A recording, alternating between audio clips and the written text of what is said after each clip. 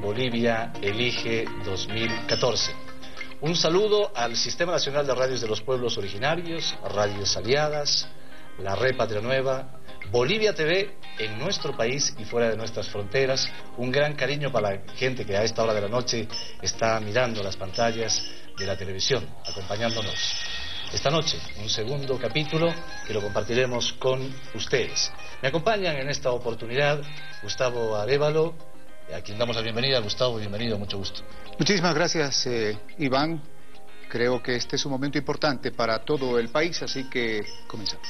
Bien, y está con nosotros Ivonne Palenque. Encantado de tenerte en Bolivia Elige, Ivonne. Bienvenida. Igual, Iván, buenas noches, Gustavo. Definitivamente Bolivia Elige y estamos muy cerca ya a elegir a nuestros máximos representantes. Es un tema realmente importante para toda la población. Tenemos todos que pensar bien quién es nuestro candidato, escuchar a cada uno de ellos, por supuesto, y Bolivia Elige este año 2014. Dicho esto, vamos a presentar a nuestro segundo invitado en este Bolivia Elige. Se trata de don Jorge Quiroga Ramírez, a quien ya le doy la bienvenida. Don Jorge, bienvenido a Bolivia Elige, gracias por acompañarnos. Muy buenas noches a ustedes, aquí ya no se llega tan lejos. Iván, Gustavo, Ivonne, un gusto estar acá. Bueno, vamos a hablar un poquito con don Jorge Quiroga Ramírez sobre lo que es su propuesta, todo lo que se ha hecho, todo lo que se está haciendo, en qué está trabajando, pero vamos a conocer un poquito para que ustedes también nos acompañen y compartan con nosotros el perfil de don Jorge Quiroga Ramírez. Jorge Quiroga Ramírez nació en Cochabamba el 5 de mayo de 1960, es casado y tiene 4 hijos, estudió en las universidades A&M y St. Edwards de Estados Unidos, se graduó como ingeniero industrial y administrador de empresas. En el sector privado se desempeñó como vicepresidente y accionista del Banco Gran de La Paz en 1993 y 1997, con Mintec en el sector minero en Bolivia, como ingeniero de sistemas en IBM en Texas. En 1989 ingresó a Acción Democrática Nacionalista.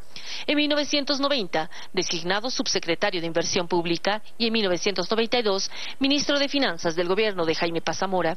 Ejerció la vicepresidencia de Bolivia entre 1997 y 2001.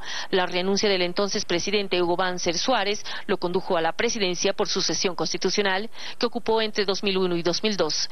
En 2005 creó un nuevo partido, Poder Democrático y Social Podemos. Fue vicepresidente del Club de Madrid, directivo del Diálogo Interamericano y Resultados para el Desarrollo en Washington D.C. Dirige Fundemos desde 2002, Fundación de Análisis de Políticas Públicas. Actualmente es candidato a la presidencia por el Partido Demócrata Cristiano. Bien, ahí está el perfil de nuestro invitado de esta noche. Don Jorge Tuto Quiroga, hablando de la última elección del año 2005. ¿Se esperaba usted ese resultado? Presidente Evo Morales, 54%, una victoria contundente, histórica, que no se había dado antes en la historia republicana del país, 54% de los votos, y parece que de acuerdo a los datos que se están manejando, esa historia se podría volver a repetir este 2014. Bueno, sería la penúltima elección en realidad, no la última nacional fue la del 2009, fue la penúltima elección nacional, y sabía que había un entorno muy complicado. 2003 hubo una profunda crisis política, renuncia del presidente Sánchez de Lozada, asume Carlos Mesa, más convulsión, anarquía en las calles, caos, cortaban con tijera le sacaban corbatas a la gente en la calle, había un descontrol muy grande, había un miedo muy grande de la gente y estábamos enfrentando un proyecto político extremadamente poderoso que al influjo del presidente de Venezuela, que en paz descanse, buscó extenderse en diferentes países del hemisferio y lo hizo con mucho éxito, llegando a muchos países con un equipo de campaña fabulosamente bueno y muy bien estructurado, y lo he visto trabajar en diferentes países de América Latina. Y sabemos muy bien que estamos enfrentando esa elección con la nacional de que había otras tiendas políticas que fragmentaban el voto que nosotros buscamos. ¿Recuerdas? En esa elección a 2 empresarios muy grandes, Samuel Doria Medina Nacional, Gonzalo Sánchez de Lozada del MNR, tenían sus propias candidaturas, que eran en buena medida autofinanciables. Nosotros no teníamos apoyo de Venezuela, de otro lugar, teníamos que hacer una lucha en condiciones inequitativas, duras, difíciles, y el resultado fue lo que es conocido.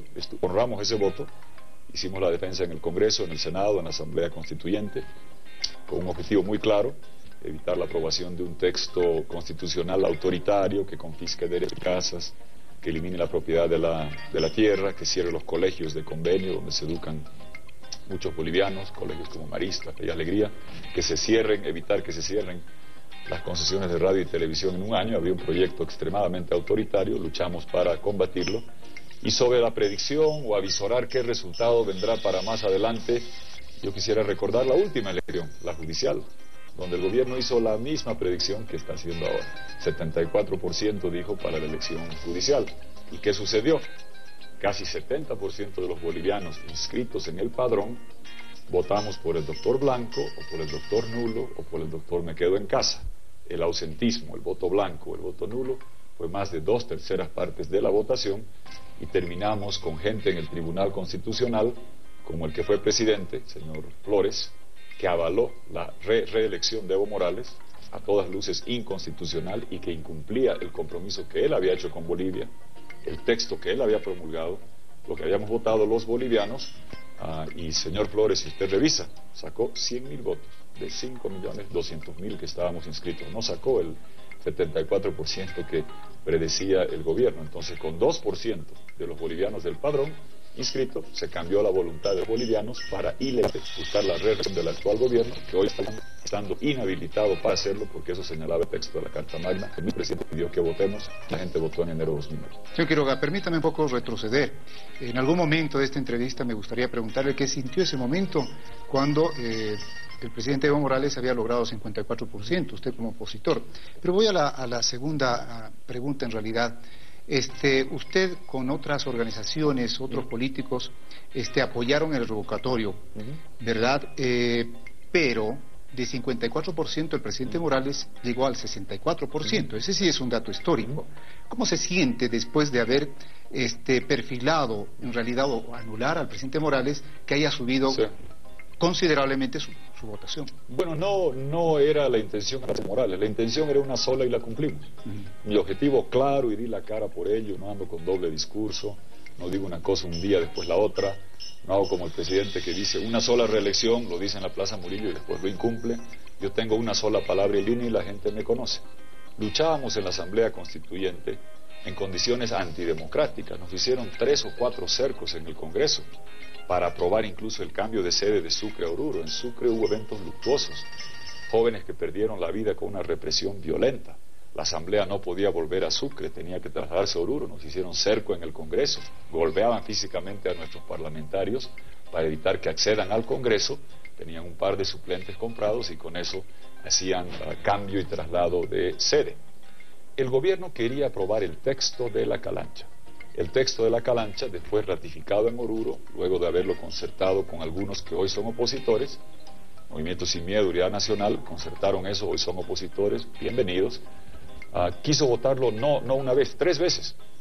En febrero del 2008, el vicepresidente García Linera convoca a votar ese referéndum y le falla la matemática, da muy pocos días para la votación y no se puede realizar la elección, pero la intención del gobierno era aprobar el texto de la Calancha. Luego del referéndum de autonomía de Santa Cruz, lo anuncia Loaiza y otros dirigentes del MAS, que creo que ya no están en el MAS ahora, y dice, hay que hacer cerco para de una vez aprobar la Calancha. Después del revocatorio, el presidente Morales, por decreto, convoca a votar el texto de la Calancha. Y yo era muy claro que iba a usar todos los recursos democráticos para evitar que se apruebe ese texto. Yo no robo remesas, no pongo bombas, no asalto ductos, recursos democráticos. El texto, el revocatorio, lo propuso el presidente Morales. Él tenía mayoría en diputados, yo no. Él lo aprueba en diputados, no yo. Después, cuando venía los cercos para aprobar el texto, era un recurso democrático aprobarlo en Senado.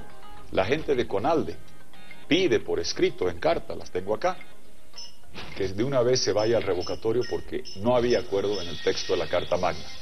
Después de que el Senado aprueba, gente de Conalde pide por escrito que de una vez el presidente promulgue. Ellos nos dieron la cara, está bien, yo di la cara por lo que se hizo. Y finalmente, ¿quiénes son el ellos, objetivo, perdón? ¿Quiénes son ellos? Los gobernadores de Conalde que también piden eso por escrito. Y el revocatorio lo piden por escrito, está documentado, el vicepresidente está donde está todo esto, en la biblioteca del Congreso. Nosotros, ¿qué objetivo teníamos? Que el texto de la Carta Magna de la Calancha pase por el Congreso para modificarlo. Tenemos una propuesta de resistencia a eso. ¿Y qué queríamos? Autonomía con asamblea legislativa, con capacidad de fiscalización. No había Calancha, lo insertamos en el Congreso en octubre de 2008. ¿Qué queríamos? Que se respete la propiedad urbana. El texto de la Calancha decía función económica y social a la propiedad urbana. Tú tienes una casa con 4 dormitorios, 2 hijos, te quitan parte de la casa, te quitaban la tierra retroactivamente. Artículos transitorios señalaban que las concesiones de radio y televisión se revertían en un año, se cerraban los colegios de convenio, no existía república, había la reelección indefinida del presidente. Don Jorge Quiroga... Perdón, te concluyo solamente con esto, que creo que es bueno que la gente sepa y lo recuerde. ¿Qué había en el texto de la Calancha? Había reelecciones ad perpetuum. Eso se modifica en el Congreso. ¿Producto de qué? De que el revocatorio establece que los referéndums solo se hacían por ley en el Congreso y no se podían hacer por decreto. El presidente, cuando se acabe esa discusión, entra a la Plaza Murillo, 21 de octubre de 2008, si se me puede acercar, por favor, 20 segundos. Como no vamos a poder debatir con el presidente, es bueno recordar qué decía. 20 segundos, ¿se puede acercar un poquito la cámara? No. ¿Esa de aquí? Esa de acá. Muy bien. ¿Puede o no puede? Quiero que sepan, por la unidad del país, por la nueva constitución política del Estado boliviano, la propuesta que hicieron los constituyentes bajo el plan de los movimientos sociales, como 2 elecciones inmediatas para Evo Morales, yo renuncié, hermanas y hermanos, por la unidad del país, por este proceso de cambio. Quiero que sepan, hermanas y hermanos, hoy día está en los periódicos, Evo no es ambicioso, Evo no tiene intereses. ¿Qué pasó con eso? Los recursos democráticos que usamos llevaron a que con mediación internacional, Naciones Unidas, la OEA, estaban presentes ahí dentro de esta asamblea, cuando había gente fuera, y se hizo esas modificaciones que te señalo, incluyendo el bajar a una sola reelección. El presidente así lo anunció, así pidió que se vote, así lo avala la OEA, misión de observación electoral 4435, el informe de la OEA, que señala que se votó con una sola reelección. Llega la misión de observación electoral de la OEA. Lo primero que voy a hacer yo es esperarlo con el informe del 2009, mostrando que hay un intento de prorroguismo que viola lo que establecía la Carta Magna, acordado en el Congreso y avalado por la comunidad internacional. Don Jorge... Definitivamente la pregunta, el 64% ha sido histórico, creo que no, usted y muchas... El tenor de la pregunta, no, comentarle el resultado es eso. ¿Qué quiere que le comente? Le estoy diciendo con toda claridad lo que nosotros hicimos, usar un recurso democrático que el gobierno había aprobado en diputados, que otros habían pedido en el Senado, para evitar que se apruebe el texto de la Calancha. No era, como usted señalaba en la pregunta, la intención. Sabíamos que el gobierno gozaba de apoyo, la economía estaba bien, sabíamos que si el texto de la Constitución decía, se deroga la ley de la gravedad en Bolivia, la gente la iba a aprobar. Don Jorge Quiroga... sabíamos que nuestra responsabilidad era preservar lo que es la propiedad privada urbana, garantizar los colegios de convenio, evitar que quiten las casas, evitar que cierren los canales y las radios, evitar que cierren los colegios que se educan mucho de nuestros hijos, garantizar que se incluya la república y evitar el prorroguismo eterno. Lamentablemente, el programa del presidente se llama Evo cumple. Aquí don Evo muestra que no cumple, porque lo que le dijo al país, más clarito agua, que él renunció a las reelecciones, que era una sola, lo ha incumplido con la maniobra del Tribunal Constitucional, y hoy está defenestrando a integrantes del Tribunal que no avalaron esta violación. Don Jorge Quiroga, y cuando hablaba usted de cifras, ¿cuánto espera obtener en porcentaje de apoyo en estas elecciones generales? Vamos a estar con el apoyo del pueblo boliviano, ojalá en primer lugar el 12 de octubre, o si no en segunda vuelta. No hago más predicciones que eso, trabajo para ese resultado, duermo 2 horas al día, si no tengo que comer no como. Agradezco a toda la gente que nos está apoyando en Oruro, en Tarija. No tenemos Jet Falcon, no tenemos Beechcraft, en vagoneta hasta Tarija toda la noche. Llegamos 7 de la mañana a un programa, 14 programas de radio y televisión, anoche hasta las 2 de la mañana en actividades, esta mañana a las 5:30 no toca. Agradezco a la gente. Yo no hago predicciones. Yo no hago predicciones. Pero, lo que sí le puedo asegurar, la predicción numérica no hago, de que vamos a estar o en primer lugar o llevando a la segunda vuelta, eso sí. Perfecto. Y hay un elemento, porque nos vamos al corte. En las elecciones, quienes toman la decisión en el voto son los ciudadanos. A la final, el que va al voto es el que toma la decisión. Eso pasa en cualquier proceso democrático. Usted elige mi amigo. Ya volvemos enseguida.